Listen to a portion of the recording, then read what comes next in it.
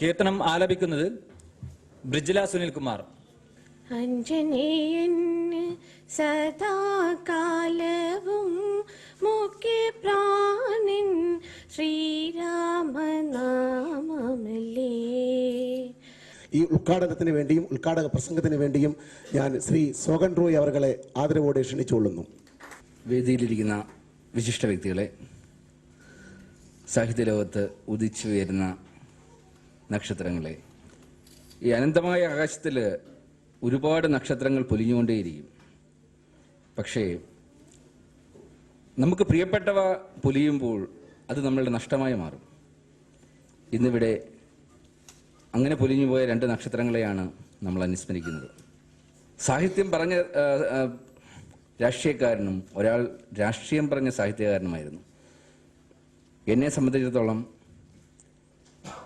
ശ്രീ സുകുമാർ അഴീക്കോട് അദ്ദേഹത്തിൻ്റെ ഈശാവാസ്യ ഉപനിഷത്തിലെ ഏറ്റവും അന്തസ്സത്തായ ഓം പൂർണ്ണമിതം പൂർണ്ണാൽ പൂർണ്ണമുദശ്യതയെ എന്ന് ആരംഭിക്കുന്ന ആ ഒരു ശാന്തി മന്ത്രം ഡാം 999 നൽകിയ സംഭാവന, അല്ലെങ്കിൽ അതിനെനിക്ക് ഒരു തുണയായി മാറിയത് ഏത് വാക്കുകൊണ്ട് നന്ദി പറയണമെന്ന് എനിക്കറിയില്ല. ആ ചിത്രം കണ്ടവർ ശ്രദ്ധിച്ചു കഴിഞ്ഞാൽ അത് ആരംഭിക്കുന്നത് ഈ ശാന്തി മന്ത്രത്തിലൂടെയാണ്. നമ്മൾക്ക് ചിന്തിക്കാൻ പറ്റുന്നതിനും എത്രയോ അപ്പുറത്തുള്ള ഒരർത്ഥതലത്തിലുള്ള വാക്കുകളാണത്. അതിന് അദ്ദേഹം നൽകിയ ഭാഷ്യം ഒരു പക്ഷേ സംസ്കൃതം മനസ്സിലാകാത്ത ഒരു ലോകത്തിന് ഏറ്റവും മനസ്സിലാകാവുന്ന രീതിയിൽ അദ്ദേഹം അത് പറഞ്ഞു തരികയും അതിൽ അദ്ദേഹത്തിലൂടെ ആയിരിക്കാം ഒരു പക്ഷേ എന്നിലേക്ക് അത് കടന്നെത്തിയത്. ഈ സിനിമ ആരംഭിക്കുന്നത് തന്നെ അതിലൂടെയാണ്. ഒരു പക്ഷേ ഇതിൻ്റെ തിരക്കഥയും ഇപ്പോൾ 2 ദിവസത്തിന് മുമ്പ് ഇതിന് നോവലും ഓസ്കാർ ലൈബ്രറിയിലേക്ക് തിരഞ്ഞെടുക്കപ്പെട്ടിരിക്കുകയാണ്.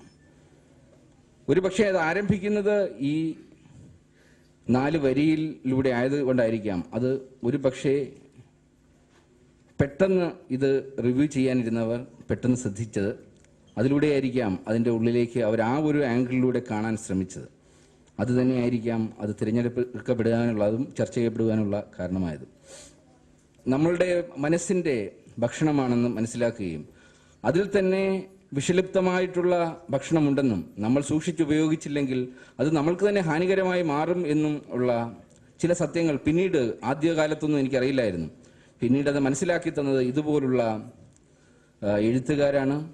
ഹെൽത്തി ഫുഡ് പോലെ ഇത് നല്ല നല്ല ബുക്കുകളിലൂടെ നമ്മളുടെ വായനയുടെ യാത്ര മാറ്റണമെന്ന് കാണിച്ചതും ഇതുപോലുള്ള നക്ഷത്രങ്ങളാണ്. അവരുടെ മുന്നിൽ ഒരിക്കൽ കൂടി പ്രണമിച്ചുകൊണ്ട് ഈ ഒരു ചടങ്ങ് ഔപചാരികമായി ഉദ്ഘാടനം ചെയ്തതായി അറിയിക്കുന്നു. സാഹിത്യ സാന്ദ്രമായ ഈ സായാഹ്നത്തിൽ പാം സെക്രട്ടറി എന്ന നിലയിൽ എനിക്ക് നിങ്ങളുടെ മുന്നിൽ അവതരിപ്പിക്കാനുള്ളത് പാം പുസ്തകപ്പുരയുടെ കഴിഞ്ഞ വർഷത്തെ സംഘടനാ റിപ്പോർട്ടാണ്.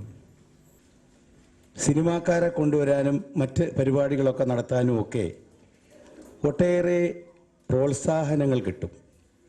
പക്ഷേ സാഹിത്യ പ്രവർത്തന രംഗത്ത് ഈ അടുത്ത കാലത്താണ് ആ ഒരു പ്രവണതയുള്ളത് എങ്കിൽ പോലും സാഹിത്യ പ്രവർത്തന രംഗങ്ങളുമായി സഹകരിക്കാനും അതിനെ പിന്തുണയ്ക്കാനും വളരെ ചെറിയ ഒരു ശതമാനം ആളുകൾ മാത്രമേ ഉള്ളൂ എന്നുള്ളത് കൊണ്ട് തന്നെ